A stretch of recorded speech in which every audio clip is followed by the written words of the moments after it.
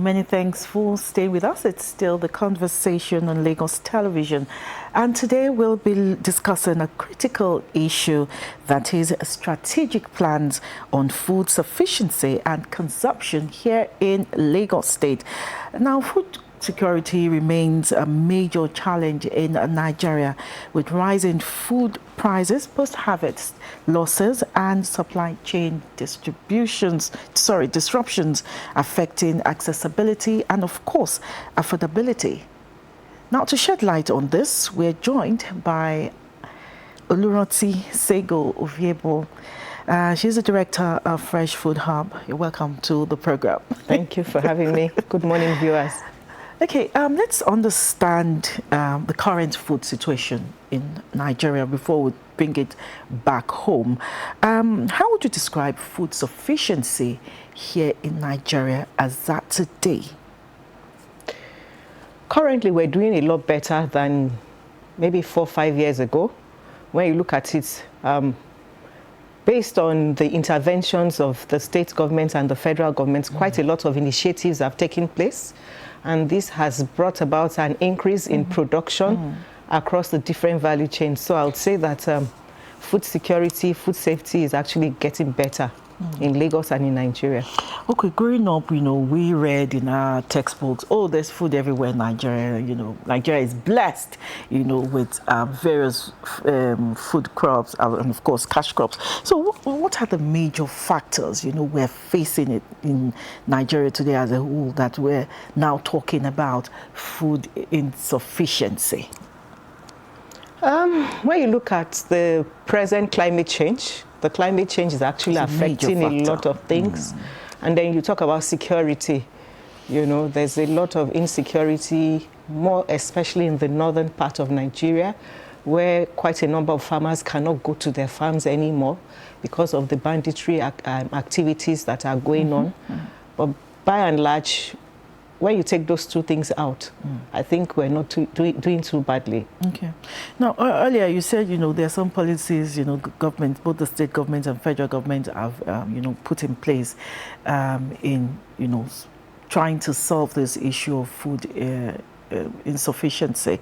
What are these policies, I said, let's start. What are some? You might not be able to mention everything, but what are some of these policies that have been implemented that have, made significant impact on this matter? Okay, if you look at maybe 4 or 5 years ago to date, quite a number of things are going on. You have quite a few World Bank initiatives. That it's actually the state government, but they are funded by the World Bank. They are loans that the state is paying back. So it's actually a state government-owned program. Okay. You look at the Appeals Project, you look at the Lagos Cares, quite a number of them. And these projects have done a lot. I would start with the Appeals Project. In the last 5 years, they have been able to support over 17,000 farmers. And this has brought tremendous increase in the aquaculture sector. If you look at aquaculture, you look at poultry, you look at rice, there has been a huge increase in production as a result of the support that the government has given to farmers. We're looking at improved ways of doing things in these different value chains.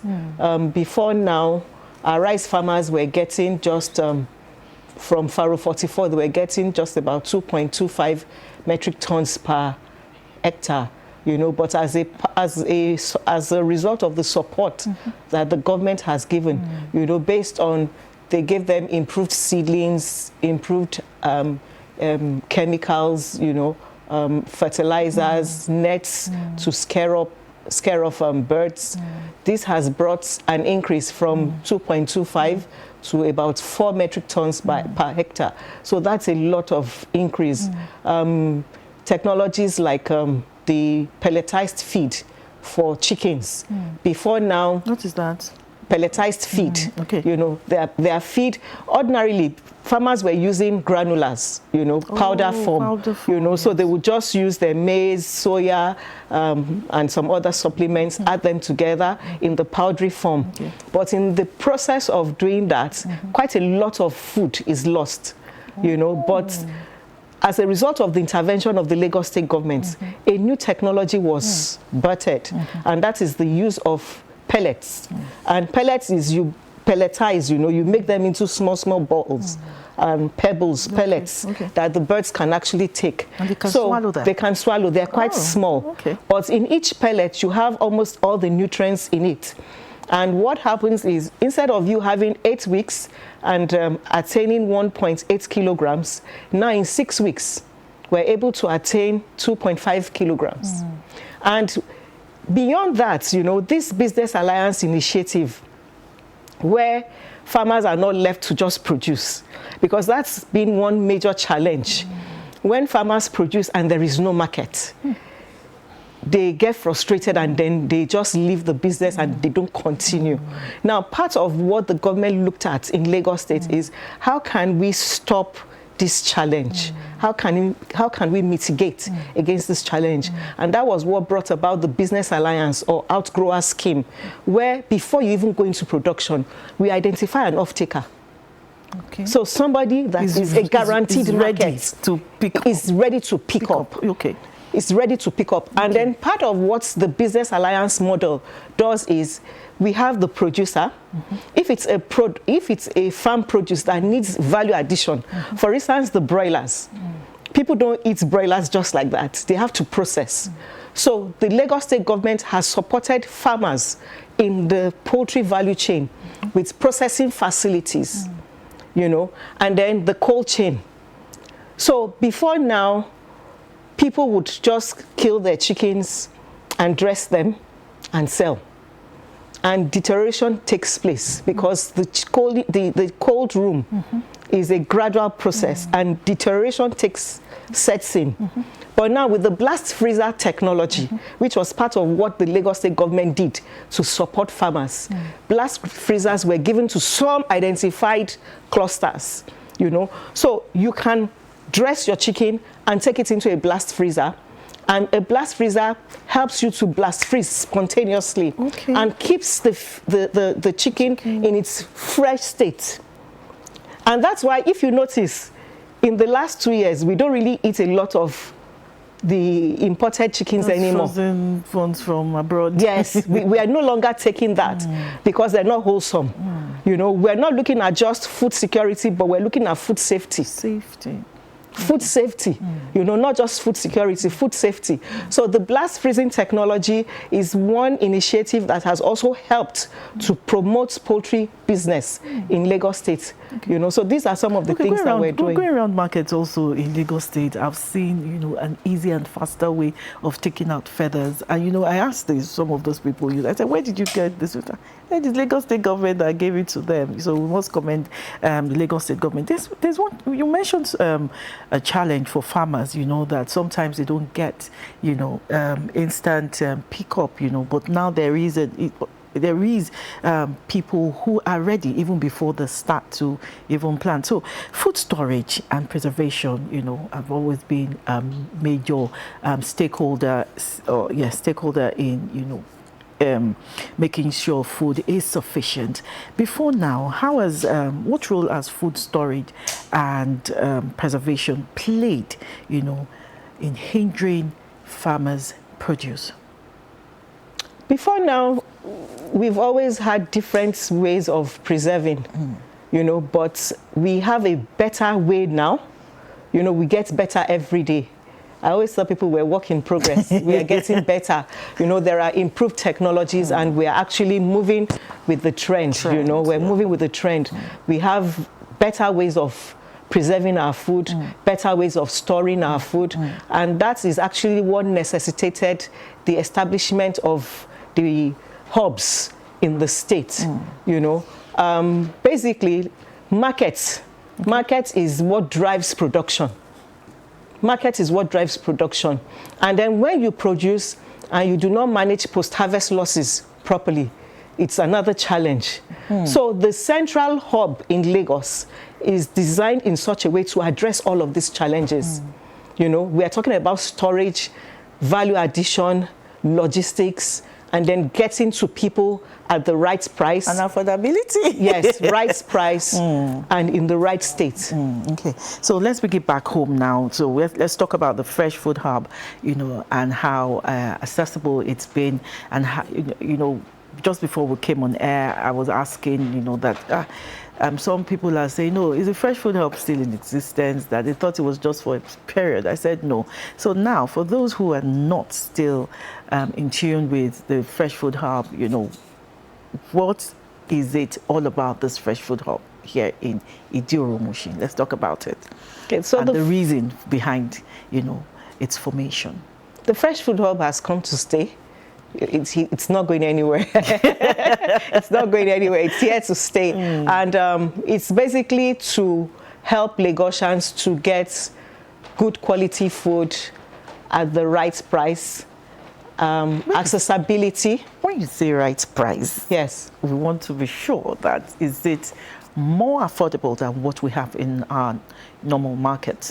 It's more affordable than what we have in the normal market. Like I told you, when you look at when you talk about the Ministry of Agriculture and Food System, we look at from farm to the table. So across the entire chain, the Lagos State government, through the Ministry of Agriculture and Food System, we support farmers. For instance, I told you we support poultry farmers, we support rice farmers, we support vegetable farmers, even cattle. You know, we have the feedlots in Igbodu, in Ekpe. Yeah. And we fatten cattle there. We have, in every 4 months, we do like 18,500. Yes. Wow. So, and we have the facility to process them. The Lagos State government has actually supported some young people, some young butchers with kiosk, you know, to help them sell. So just like you talk about the Fresh Food Hub, that is a standard market. We also have these containers, you know, they're containerized food mats, meat mats. So from the feedlot, you dress them, you slaughter, you dress, and then you have them in these containerized meat markets, you know, and handling. So when you look at the Fresh Food Hub, it's the same thing. Part of in the Mushin Fresh Food Hub, for instance, we have one of the meat mats there, the red meat mat. We have it there, and you can see how we display our meat. But it is cheap because the Lagos State government actually supported some youths with the cattle. How? So from the meat, we give to every, in each container, you have 4 youths attached to the containers. And then the Lagos State government gives 4 youths 1 big cattle to start selling. And then they, you know, it's the starting grant, it's a start-off grant. And then when they start, of course, I'm sure that in the next 6 months, they should be able to even slaughter like 5, 6, based on the fact that Lagos has the market. So naturally, the meat, the beef from that particular mat will be cheaper than what is obtainable outside because of the support that the Lagos State government has given. When you look at fish, the Lagos State, as I speak, we're supporting farmers with feed. So naturally, your cost of production is going to reduce. And when your cost of production reduces, it will reflect on what you are selling in the open market. But in the hub, at the Fresh Food Hub in Mushin, what we have is we have an alliance. So these farmers that the Lagos State government has supported, they sell to us at the hub. And of course, our prices will be unbeatable. You know, we have rice, the same thing. We have rice farmers, we have poultry farmers. As I speak, a kilo of poultry at the hub is about 4,500 per kilo. Wow. I'm sure nowhere, you can't get that price from anywhere. And why is that so? It's because the Lagos State government has also supported poultry farmers with feed. Then beyond the feed, we have also supported them in the establishment of processing centers where they have been given killing cones, like you said. The ones I yes, the ones I mentioned. So rather than you using your hands to pluck the feather, you use the killing cones to kill, you know, to kill, to dress, and then you have the blast freezers. So we have wholesome and hygienic food. And naturally, because the cost is borne, you know, part of the cost has been borne by the Lagos State government, the price has to come down. Okay. So with all you have mentioned now, so how does the Fresh Food Hub now assess, you know, the current state of food sufficiency, of course, in Lagos, and, you know, what metrics do you use in measuring this, especially feedback? So for the accessibility of vendors, we have an online system where when you come to the office, you express interest that you want to participate as a vendor at the hub. We would ask you what your capacity is, because it's all about capacity. These vendors, are they mainly farmers? Yes, mainly farmers for the produce. For the produce. Okay. Yes. You know, so if you are selling broilers, for instance, you are selling fish, you are selling vegetables, you have to be a direct producer. You know, that way it helps us to bring down the cost. You know, it's when it gets to the middleman that the prices will begin to change. So we deal basically with the producers. But when it comes to products, because it's a one-stop shop, we have produce and we have products. The products are the value-added ones. So that time it could be like. Okay, so I want you to just break everything down. Yeah. So for produce, we have fish. Fish, okay. But for the products now, you can have smoked fish. Oh, okay. Value has been added to it. Okay. Value has been added to it. And it will cost more. It will cost more.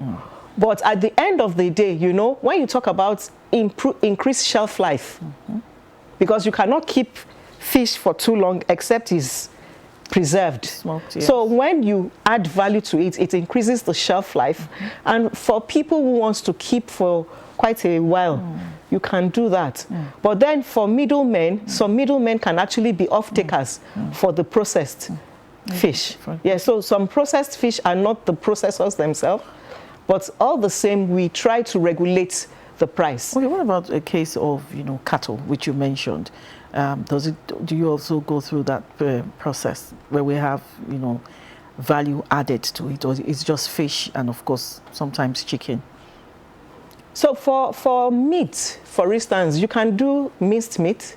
It's value addition, you know. And then we have the deboned fish meat, even at the hub. We have the boneless. Then we have the bony one. Yes, we have the shredded beef. You know, so it depends on what you want. We add value. It's a market where anybody can come and you can get what you want. So we also add value to our meat. Okay. Aside the Fresh Food Hub, are there other, you know, what's it called? Are there other policies being implemented, you know, to solve food insecurity in Lagos, aside the Food Hub?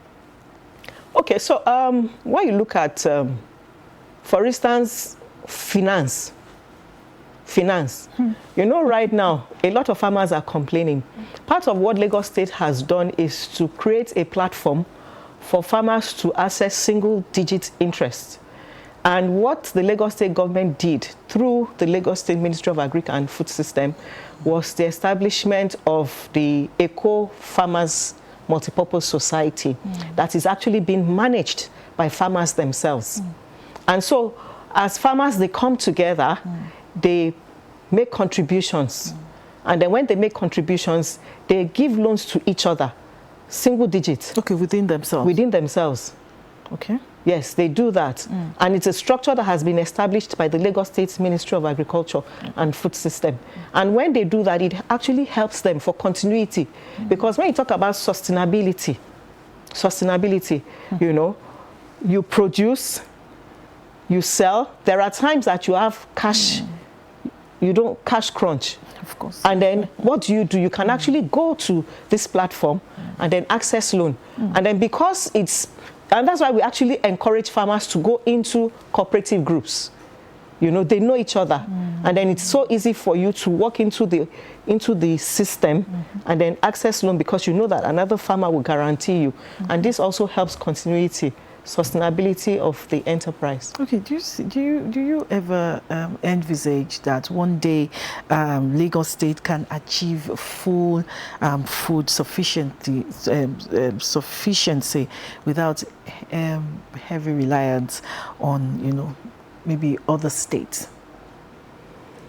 I foresee us in the few years to come that we can on your own. Yes, on your own. We can, you know, because when you look at the initiatives that the Lagos State government is doing right now, we're looking at agribusiness, you know, the hydroponics, where you plant in water.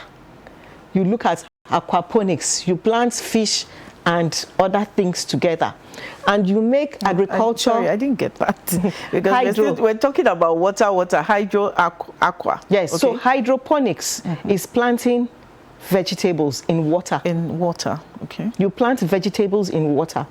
Aquaponics is you plant fish and vegetables. You plant fish?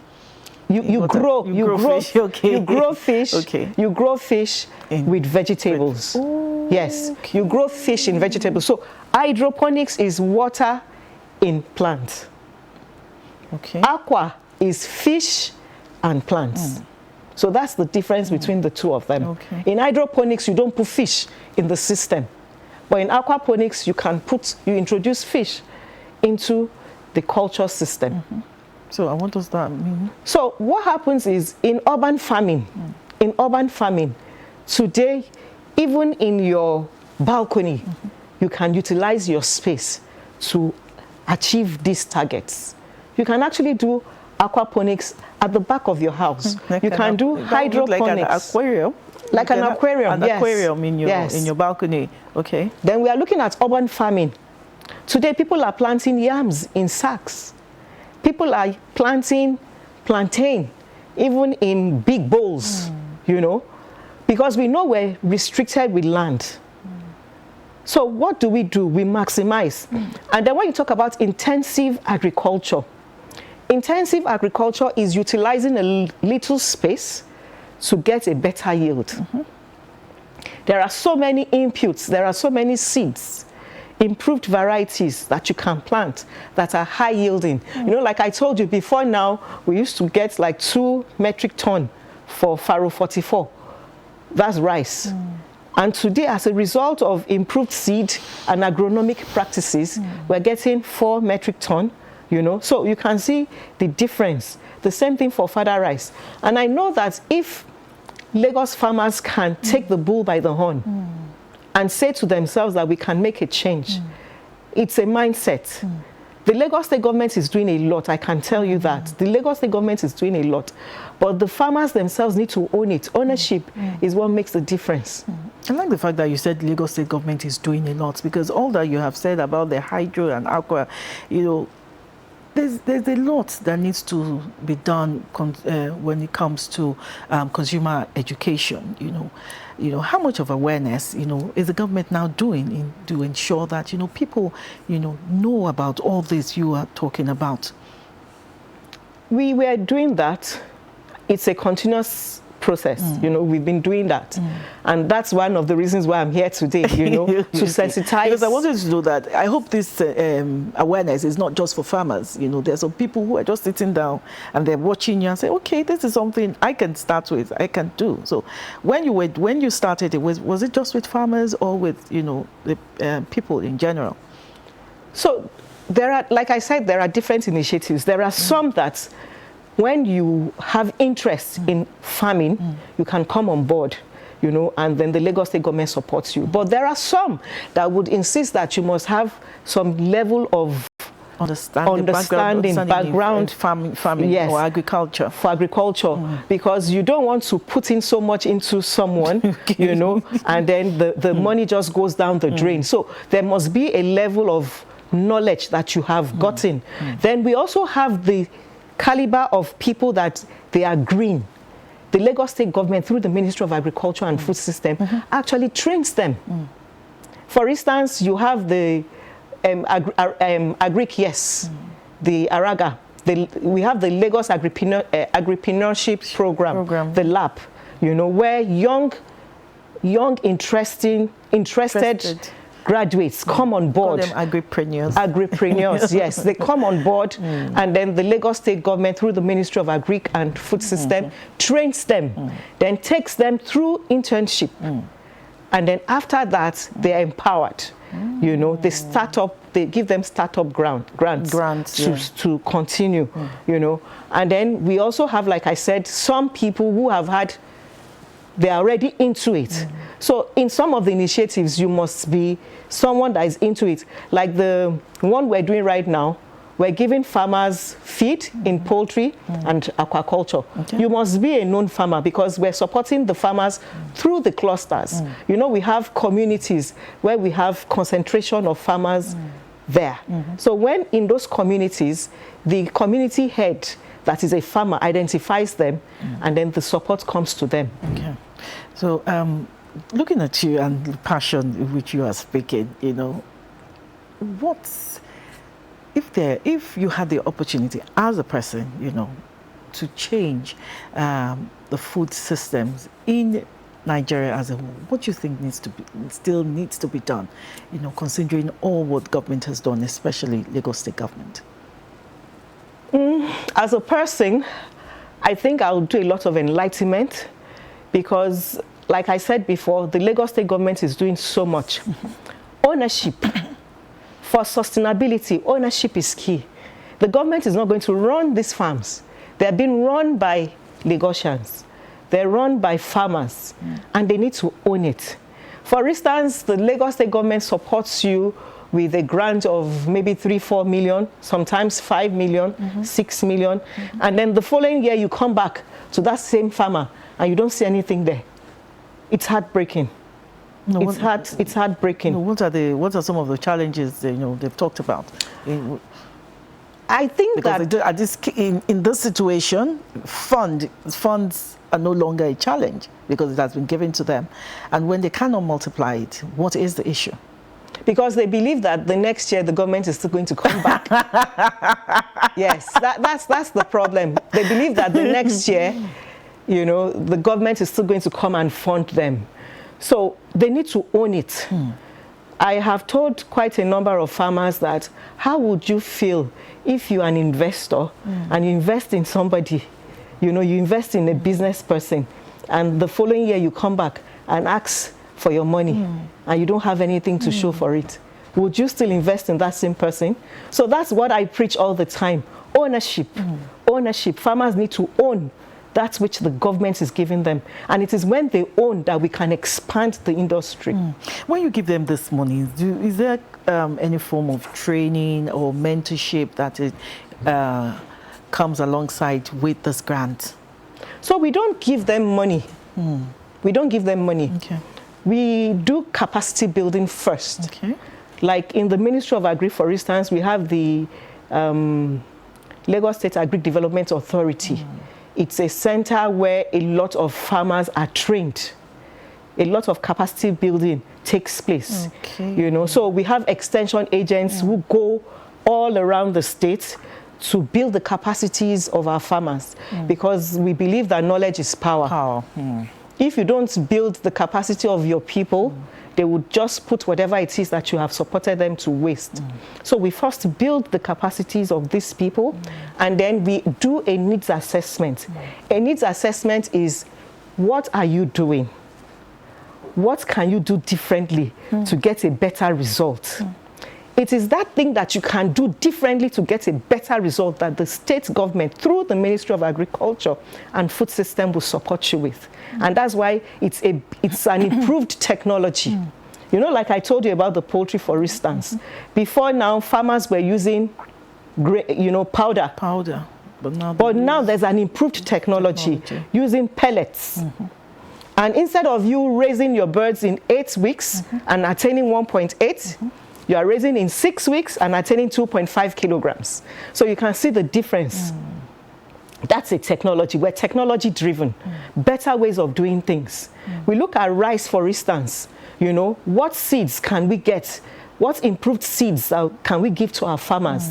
You know, what fertilizers can you use? At what time do you apply them? You know, when you have dry spells, what do you do? For instance, in some of our clusters, we have supported them with solar-powered pumping machines. We support them with solar-powered pumping machines so that it helps to mitigate the issue of the climate change. You know, across the poultry value chain, aquaculture value chain, rice value chain, we have given quite a number of clusters solar-powered pumping machines so that it can also help to water their plants or even feed, you know, for fish. Water is life. If you don't change your water regularly, your fishes will not do well. Then the use of probiotics, you know, instead of using medication. And that's why most of our fishes cannot go to the international market, because some of our farmers medicate their fishes. Now we're teaching them that you do not have to medicate. What you can do is change your water as at when due, feed with the right quality of feed at the right time, you know, and then if you must use antibiotics, use probiotics. But you can actually do without them. Then we also teach them, for instance, when you need to smoke your fish, how do you process it? We have what we call the benzopyrene.